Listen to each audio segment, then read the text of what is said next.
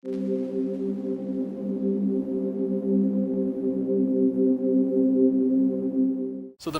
very simply, my rich dad said, assets put money in your pocket.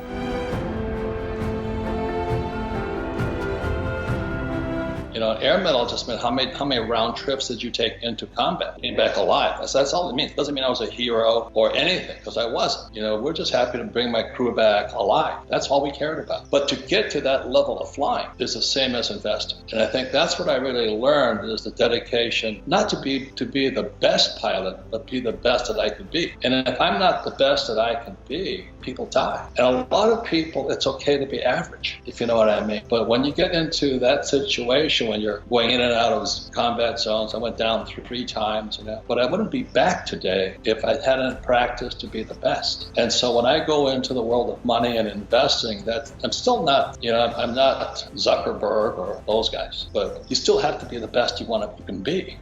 So I say to younger people, this pandemic, this crisis is the best thing that ever happened to you. You think about that iPhone. You have more power in that iPhone than I had with my Sperry Univac mainframe computer. And then so when I meet people who say, oh, the economy is bad, I said, the only economy is between this ear and that ear. There's an economy out here. But this is the best time for your generality. The bad times are leading to the best times. You can see it. But unfortunately, as you know, there's a lot of your generation and younger, they'll never recover. But we're all different. We're humans, we're different beings. If I show you this diagram here, it's why I created my cash flow board game, because we have 4 different intelligences. We have mental intelligence, we have, I don't know what that one is, physical intelligence.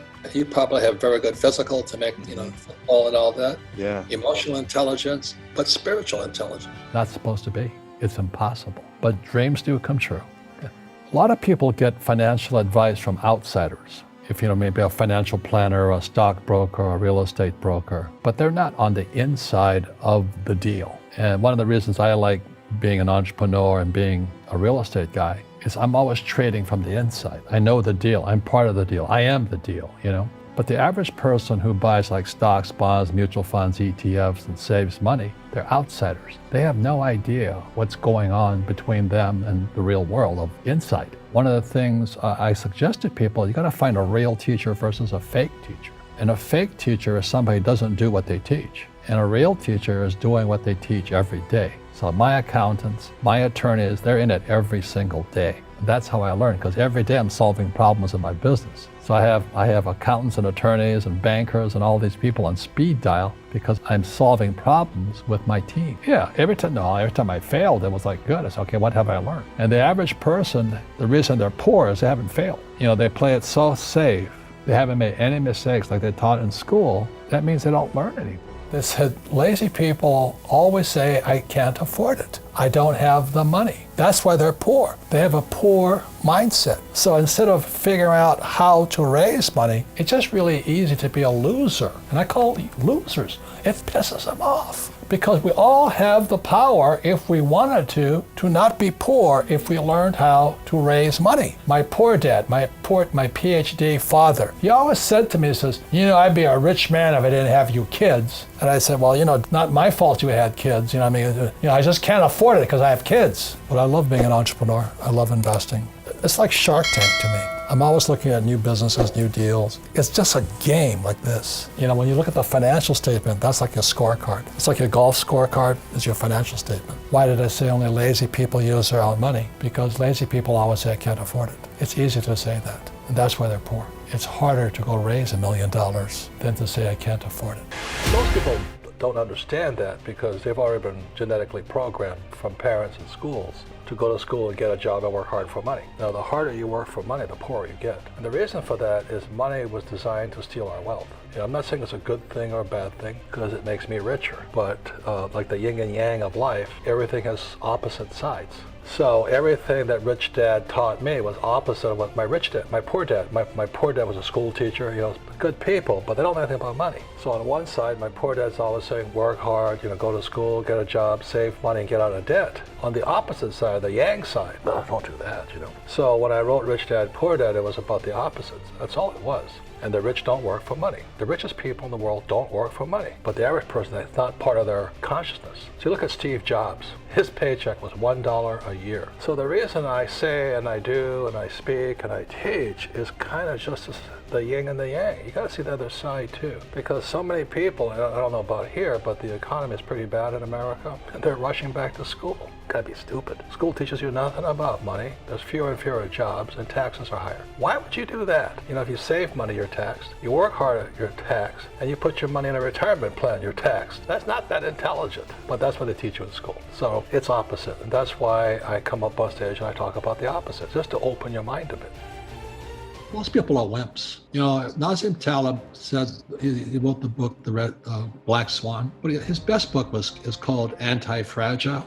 So most people are fragile. They're like a champagne flute glass. You hit it, you can never put it back together again. They're called snowflakes. They go to college and they come out wimps. You hurt my feelings. You can't trigger me and all this stuff. That's because most school teachers are wimps themselves. That's why they want tenure and all that stuff. Nothing wrong with that. The other position is you got to be robust, and a robust is where most Americans are at. Is they're strong. It's like a rock. You can pound on them really hard, and they'll just take it. And they'll just sit there, but I can take it like a man or a woman. I'll get stronger. I'm going to come back. And the more they screwed with me, the stronger I got. And I got me in trouble, but it doesn't mean I don't have problems. It doesn't mean I don't have deep psychological problems. But make my day. You mess with me, I'm going to get stronger. Thank you. You hurt my feelings. Thank you. I'm going to get stronger.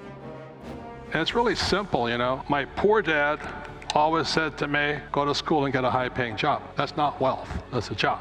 You can get fired, And then my rich dad always says, work for assets. So there's basically 4 asset classes that makes a person rich, and there's lots of more, the subheadings and all this. But number 1 is a business. The richest young guys today start companies. It's called Facebook, Google, Apple, stuff like that, Number 2 is real estate. So what my rich dad taught me is a combination of being an entrepreneur in business and entrepreneur in real estate. It's that combination is I pay no tax, and I make a lot more money. So a lot of guys say, well, I have a business. I say, well, how much real estate you got? Without real estate, you pay tax. That's the problem. And then there's paper, which is stocks, bonds, mutual funds, and savings. That's what most people should be in. The reason savings are good, paper is good, like stocks, bonds, mutual funds, are liquid. You make a mistake and get in and out real quick. Called liquid. The trouble with these two, you make a mistake, you're there forever. Can't get in and out. So that's why you gotta be very smart before you go in. And the last is commodities. That's why I own oil. And as the price of oil goes down, people say, are you losing money? I said, no, because in the US, if you deal in oil, you get tax breaks. So I invest $1 million in oil, I get 800,000 back. So I get 80% return day 1. So oil is very, very profitable. That's what, but I don't invest in oil stocks. Very different. Okay, so if oil goes to $20 a barrel, I'm still cash flowing, I'm still making money. There's lots of education, music education, physical education, stuff like that. But to be successful in the world of business, there's 3 basic types of education you must have. 1, academic education. That's reading, writing, arithmetic. I didn't do very well here. It's very important. I'm not saying it's not important, it's extremely important. So academic is very important. Second is professional, whether you become a doctor, a lawyer, secretary. In my case, I had 2 professions. My first profession was a sailor. I was a 3rd mate on board oil tankers. Again, it was a good profession. And the second profession was as a pilot, and most of my friends went on to become airline pilots. I just didn't want to fly anymore. And the third is financial education. And what we'll be covering is this. As a young boy, I realized that I could beat my friends over here if I understood this. In other words, I can make a lot more money here than these guys here. The beauty of the world today is that, when I went to work for Standard Oil of California, I got paid by the month. And if I was a pilot flying for the airlines, I got paid by the month. And when I worked on straight commissions with Xerox, I got, basically commissions. But I realized from my rich dad talking to me that if I understood financially, I could make money 24/7 without working. That was the difference.